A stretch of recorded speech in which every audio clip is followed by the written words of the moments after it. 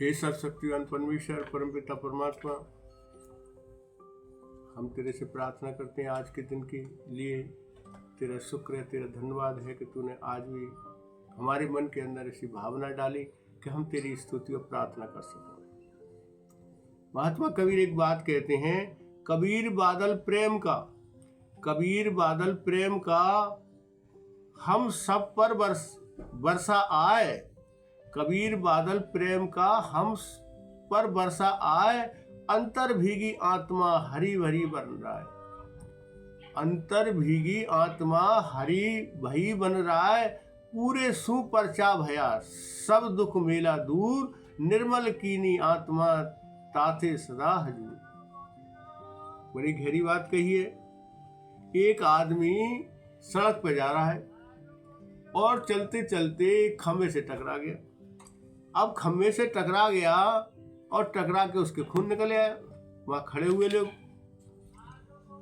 हुए लोग देखने लगे कि क्या हो गया भाई साहब, आपकी क्या आंखों से दिखता नहीं है, क्या बात हो गई, ऐसी क्या बात है जो आप खंभे से टकरा गई। कहने लगा नहीं कोई बात नहीं है, ऐसी तो कोई बात नहीं है, बस थोड़ा ध्यान मेरा कहीं दूसरी जगह था, इसलिए मुझे ध्यान ही रहा कि इस खंभे से टकरा गया। जब ध्यान ही कहीं दूसरी जगह था तो क्या होगा, वो टकरा गया, उसके ब्लड निकल आया। हम क्या कहते हैं, हमारे जीवन में क्या है जो हम इन सारी चिंताओं का बोझ मन के लिए कहते हैं। मन जो है एक मन का होता है, एक मन का मतलब एक 40 शेर वजन को हम अपने ऊपर लाद के चल रहे हैं। और अगर इस मन को प्रभु के चरणों में लगा दें, परमेश्वर की स्तुति में लगा दें, तो हमारे ऊपर से एक मन वजन दूर हो जाएगा। जब एक मन वजन दूर हो जाएगा तो हमारा शरीर कैसा प्रफुल्लित हो जाएगा। एक सूफी संत हुए हैं मुल्ला नसरुद्दीन, एक अपने दरवाजे में बैठ के नहीं है और हंस रहे थे, बहुत जोर जोर से हंस रहे थे। लोग आए, लोग कहने लगे, अरे मुल्ला जी क्या बात है, आज तो बड़ी हंसी आ रही है। अरे कुछ नहीं भाई, बड़ी लंबी बात है। फिर और लोग भी आए, उन्होंने पूछा मुल्ला जी क्या बात है, बड़े हंस रहे हो, आज तो क्या मिल गया है आपको। तो मैंने अरे यार कुछ नहीं, बड़ी लंबी बात है। अब ऐसे करके लोगों को टालते चले जा रहे, लेकिन हंसी बंद नहीं हो रही थी। कुछ लोग आए और आके बैठ गए। अच्छा लंबी बात है तो बताओ आज क्या बात है जो इतनी हंसी आ रही, ऐसा हमें भी तो पता चले उस हंसी का राज।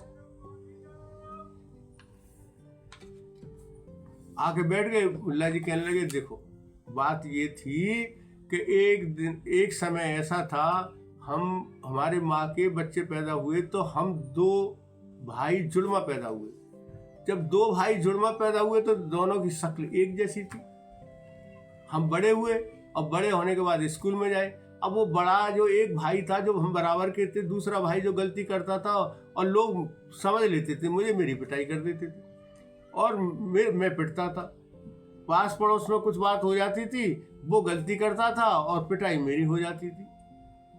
अब ऐसे ही चलता रहा, बहुत बड़े होते चले गए, हम बड़े होते चले गए। एक समय क्या हुआ कि जब एक समय ऐसा हुआ कि मेरा किसी एक लड़की से प्रेम हो गया। मैंने कहा चलो कोई बात नहीं, अब इसके सहारे ही जिंदगी गुजर जाएगी, मेरी तो जिंदगी भर पिटाई होती रही है। तो उन्होंने सोचा, अब कुछ दिन के बाद में देखा तो वो लड़की जो उस भाई के साथ भाग गई।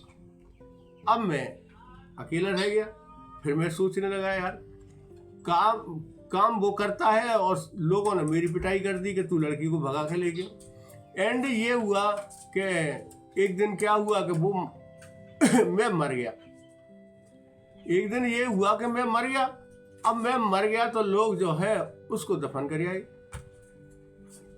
क्या हुआ कि मैं मर गया और उसको दफन कर आए, तो मैं इसी बात के से चलो झंझट खत्म हुआ। तो मैं तो मर गया। विचारणीय बात यह है, विचारणीय बात तो इस बात की है कि प्रभु के दर पर मर जाना।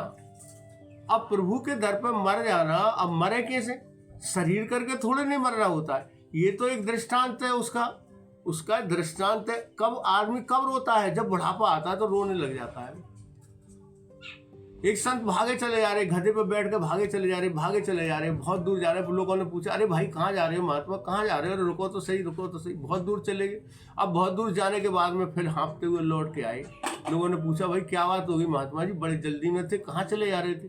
अरे कुछ नहीं, मेरा गधा खो गया था, उसे देख रहा था। अरे कि गधे पर तो तुम बैठ के ही जा रहे थे? तो बैठ के तो जा रहा था, लेकिन मुझे ध्यान तो नहीं था, मुझे तो बाद में ध्यान आया कि मैं गधे पे बैठा हूँ। तो कहने का ऐसे दौड़ते चले जा रहे हैं, भागते चले जा रहे हैं, लेकिन हम रुक नहीं रहे हैं। हम विचार नहीं कर रहे हैं इस बात का कि हम कहाँ भागते चले जा रहे हैं, हमें कहाँ पे मुक्ति होगी, कहाँ हमारा ठहराव होगा, कहाँ हमारा जीवन है, कहाँ हमारी सत्यता है, कहाँ हमारे जीवन के कुछ भलाई होने वाली है हमारे जीवन के अंदर। संसार का ऐसा कौन सी व्यक्ति है जो खुशी नहीं चाहता है? प्रत्येक व्यक्ति खुशी चाहता है, गम कोई नहीं चाहता। कोई भी व्यक्ति गम नहीं चाहता। हमारे रोजमर्रा के अनुभवों से भी प्रकट होता है कि प्रत्येक खुशी के बाद गमी आती है। हमारे रोजमर्रा के अनुभव जो होते हैं वो हमें रोज खुशी हो रही है, लेकिन एक दिन ऐसा भी आता है कि हमें गमी आती है। आदमी कुछ भी तरीका अपना ले, परिस्थितियों को कितना भी अनुकूलता में ले जाए, परंतु वह शाश्वत खुशी से नहीं जुड़ पाता। वो शाश्वत जो होती है, परमेश्वर की जो खुशी है, जो हमें आनंद कहाँ मिलता है? जहाँ आनंद मिलता है, जहाँ हमारा परमेश्वर के चरणों में निवास होता है। हम उसकी प्रार्थना करते हैं और उस पर ध्यान लगाते हैं। इसलिए आदमी जीवन भर मानसिक तनाव का शिकार रहता है। इसलिए मनुष्य जो है जीवन भर मानसिक तनाव का शिकार रहता है। क्यों रहता है? कि वो उस से जुड़ नहीं पाता है और आखिर वह एक दिन मिट्टी में मिल जाता है, जहां पर अपना अस्तित्व, निजी हैसियत तक सब खो देता है। वहां क्षणभंगुर सांसारिक सुख सुविधाएं भी समाप्त हो जाती हैं। वहां जब आदमी का जीवन खत्म हो गया तो उसकी सारी सुख सुविधाएं, कभी देखा है आपने आदमी मर गया, लोग आ रहे हैं घर में, मरने के बाद में क्या है, जब हम जीवित थे हमारी बड़ी कद्र थी, हमारे को लोग बड़े मानते थे, और मरने के बाद में क्या हुआ, 4-6 लोग आए हमारे घर पे और हम उनको खाना खिला रहे हैं, बैठा रहे हैं। तो पूछा किसी ने, हमारे जैसे लोगों ने पूछा, भाई क्या बात है? अरे कि यहाँ हमारे बाबा जो थे वो गुजर गए थे और हम उस घर का शुद्धिकरण कर रहे हैं। शुद्धिकरण कर रहे हो? शुद्धिकरण किसका मतलब का? बाबा मर गए थे, उनका शुद्धिकरण हो रहा है, इस घर को शुद्ध किया जा रहा है, भोजन और पूजा पाठ और हवन करके उसका शुद्ध किया जा रहा है। मतलब उस मनुष्य की क्या कीमत है, उस मनुष्य के जीवन का क्या महत्व है कि उसके मरने के बाद में, उसके जीवन समाप्त होने के बाद में, आत्मा के निकल जाने के बाद में, जो परमेश्वर का स्वरूप है, जो अंश है, उसको जाने के बाद में हमारी इज्जत कब थी? कभी सोचा कि हमारी इज्जत कब थी? हमारी इज्जत जब थी जब हम इस जीवन में, हमारे अंदर परमेश्वर का अंश था, परमात्मा हमारे अंदर था, और आत्मा सो परमात्मा एक मंदिर है, वो मूर्ति उसमें रखी हुई थी, तो हमारी लोग इज्जत करते थे, सम्मान था, खाने से पीने से, मतलब हर लोग आते थे, हर चीज का मतलब हमारा ध्यान रखते थे। लेकिन मरने के बाद में हम इतने बुरे हो गए, हम इतने घृणित हो गए कि लोग हमारे, ये आदमी आ गया इस घर के अंदर, आज इस घर से चला गया है तो भैया जी तो बहुत बुरा आदमी था, अब शुद्धिकरण होना चाहिए। कभी हमने विचार किया? आखिर मनुष्य अपनी वास्तविकता से अवगत हो जाए, अगर मनुष्य अपनी वास्तविकता से अवगत हो जाए तो इस अस्थिर दुनिया को वास्तविकता जान सकता है। फिर इस अस्थिर दुनिया को वास्तविकता, इसकी दुनिया को वास्तव जान सकता है, तब ये दुनिया उसके लिए सक्षम बन जाती है, गम और खुशी उसके लिए धूप छाम बन जाती है। तब उसे दुनिया की कोई भी वस्तु जानदार या बेजान सदा रहने वाली मालूम नहीं होती। फिर वो उसे समझ में आ जाती है कि हमें भी एक दिन जाना है, सब चली जाएगी, सब दौलत, कुछ लोग धन दौलत इकट्ठी करके में जीवन भर अशांत रहते हैं। आपने देखा हुआ संसार है ये, कुछ लोग धन दौलत इकट्ठी करने के बाद में भी जीवन भर अशांत रहते हैं। कुछ लोग काम वासना को ही जीवन के आनंद का आधार मानकर उम्र भर तनावग्रस्त रहते हैं। कुछ लोग यश प्राप्ति या फिर स्वयं को विद्वान, योग, गुणवान आदि प्रसिद्ध करते हैं। जैसे मैंने कहा ना कि गुरु ऐसा होना चाहिए जो सत्य की जानकारी करा दे। अब सत्य की जानकारी, अब ऐसे तो आपको गली गली में गुरु मिल जाएंगे कि कान में कर दी कुर तू चेला में गुर। अब ऐसे गुरु तो, लेकिन हमें ऐसे गुरु की तलाश नहीं है। हमें ऐसे गुरु की तलाश करो जो सत्य से और तत्व ज्ञान की जानकारी करा दे। तो कुछ लोग अपने विद्वान होने का ढोंग बनाकर विद्वान होने के लिए प्रदर्शन करते हैं, अपने को लोगों में, संसार में ऐसा महसूस कराने की कोशिश करते हैं कि लोग हमें जाने कि हम बहुत अच्छे लोग हैं। लेकिन अंदर से क्या है? शास्त्रों में लिखा हुआ है कि तुम चूना पुती हुई कब्रों के समान हो। क्या कह रहे हैं शास्त्र? मैं नहीं कह रहा हूं, शास्त्र कह रहा है तुम चूना पुती हुई कब्रों के समान हो, जो बाहर से तो बड़ी रंगी पुती सफेद उजाली दिखाई देती है, लेकिन अंदर क्या भरा हुआ है? मांस भरा हुआ है, गंदगी भरी हुई है, सड़ी हुई वो है, उसमें कीड़े पड़े हुए हैं, उसमें हड्डियां पड़ी हुई हैं। क्या हमारा जीवन ऐसा है? ये जीवन हमारा ऐसा जब है जब हम प्रभु की शरण में नहीं जाते हैं, उस पार ब्रह्म परमात्मा ज्योति स्वरूप का ध्यान नहीं करते हैं, तो हमारा जीवन ये संसार को दिखाना नहीं है, अपना धन यहाँ इकट्ठा नहीं करना है, अपना ऐश्वर्य यहाँ इकट्ठा नहीं करना है, अपनी जो कुछ भी हमारी क्षमता है उसको यहाँ इकट्ठा नहीं करना है, उसे हमें ऊपर करना है, जहाँ उसके चरणों में करना है, जो हमें आजीवन सुख देने वाली है और उम्र भर जीवन की वास्तविकता से अनभिज्ञ रहती हैं। संत महात्मा क्या करते हैं? संत महात्मा मनुष्य को अज्ञानता की नींद से जगाने का उपदेश देते चले आ रहे हैं। संत महात्मा अज्ञानता की नींद से जगाने का उपदेश देते चले आ रहे हैं। विचारणीय बात क्या है? क्या कोई व्यक्ति खुद ही के इस भाव से चित्त उस अवस्था तक ले जा सकता है? क्या कोई व्यक्ति खुद ही के इस भाव से चित्त की उस अवस्था तक ले जा सकता है जहाँ सुख दुख के आभास से मुक्त होकर व्यक्ति स्वयं को आनंद विभोर महसूस करे? क्या ऐसा हो सकता है? क्या मनुष्य में इतनी क्षमता है? ये संभव है। यदि मनुष्य उधार का जीवन जीने की बजाय अपना और केवल अपना जीवन जिए, वैसे ये बात बड़ी अटपटी मालूम होती है। परंतु इस संदर्भ में यदि गहनता से विचार करें और बात की तह तक पहुंच जाएं, तो हमें स्वयं पर हंसी आएगी। हम उम्र भर अपनी व्याख्या करते चले जाते हैं। हम उम्र भर अपनी व्याख्या, अपनी बढ़ाई, अपनी प्रशंसा, अपने ये सब करते चले जाते हैं, परंतु यह ख्याल ही नहीं आता कि इसमें अपना कुछ भी नहीं है। लेकिन ये कभी ख्याल नहीं आता कि इसमें अपना कुछ भी नहीं है। जब हम हंसते हैं तो वह हंसी हमारी अपनी नहीं होती। जब हम हंसते हैं तो वो हंसी हमारी अपनी नहीं होती। जब हम रोते हैं तो हमारे आंसू सच्चे नहीं होते। जब हम हंसते हैं तो वो हंसी हमारी नहीं होती। जब हम रोते हैं तो वो हमारे आंसू सच्चे नहीं होते। जब हम किसी को नमस्कार करते हैं तो क्या उस समय हमारे मन में सभ्यता का भाव होता है? क्या हम संसार में फॉर्मेलिटी करते हैं? क्या हम संसार को दिखावे के लिए उस आदमी का आदर करते हैं? नमस्कार का मतलब ये होता है नम धन संस्कार। नम धन संस्कार का मैं तुम्हें श्रद्धा पूर्वक तुम्हें आदर करता हूं तुम्हारा। क्या वो सभ्यता का भाव होता है? जब कोई परिचित व्यक्ति रास्ते में हमसे हमारा हाल पूछता है तो प्राय हम ये उत्तर देते हैं कि परमात्मा की कृपा है, भगवान की कृपा है, आपका आशीर्वाद है। तो क्या उस समय हमारे परमात्मा के प्रति कृतज्ञता का भाव होता है? नहीं होता है।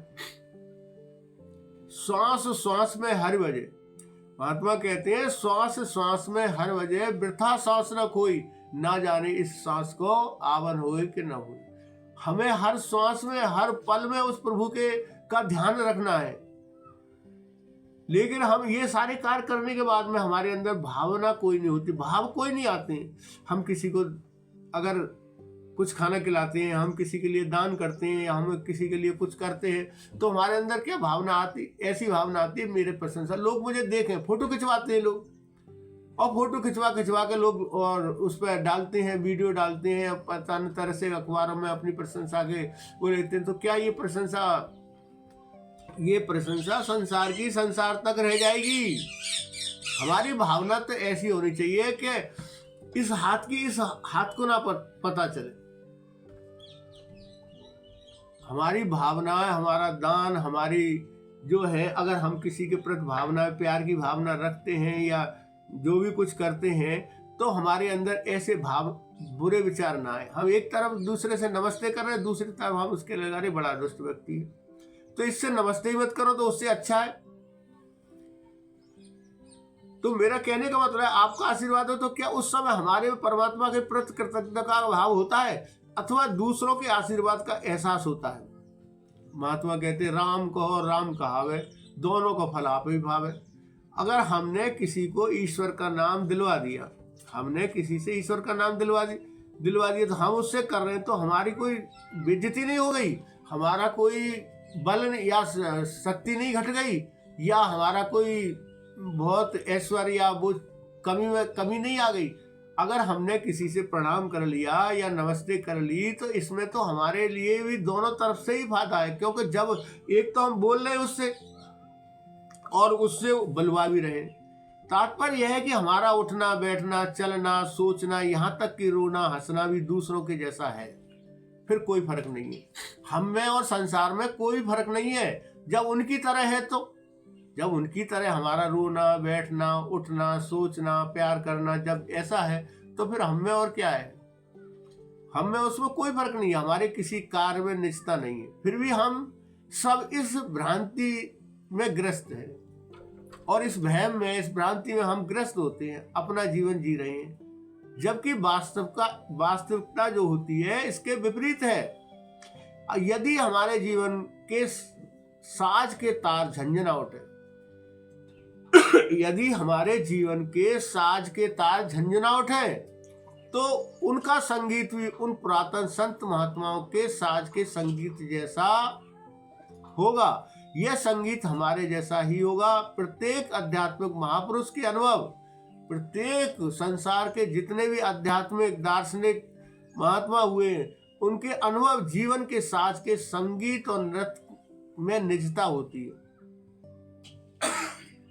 कबीर जी का अनुभव है वो इसी प्रकार महात्मा बुद्ध या अन्य संत महापुरुषों के अपने अपने प्रयोग, एहसास और अनुभव है, और यही निष्ठा है। परंतु निष्ठा के बावजूद सभी महात्मा अपनी खुदी के भाव को चित्त की उस अवस्था तक ले जाने में सफल हुए जहां अंधेरा, दुख, सुख उनकी आनंदमयी मानसिक दशा में कोई बाधा नहीं डाल सका।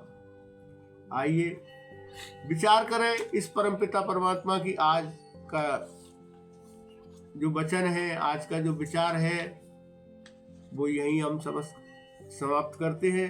आगे फिर मिलेंगे आगे आने वाले समय पे। तो सभी को मेरा प्रणाम है, सभी को मेरा नमस्कार है, और मैं चाहता हूँ हे प्रभु, तेरा मान सम्मान हो इस दुनिया के अंदर, तेरा यश हो, तेरी कीर्ति हो, तेरा वैभव भी संसार के अंदर फैले, हर मनुष्य के अंदर ऐसी भावना प्रकट हो, हर मानव के अंदर ऐसी जिज्ञासा प्रकट हो कि वो इन भावनाओं को एक निर्मल भावनाओं, एक शून्य के साथ जुड़ने में और तेरे चरणों में अपना जीवन व्यतीत करें। नमस्कार।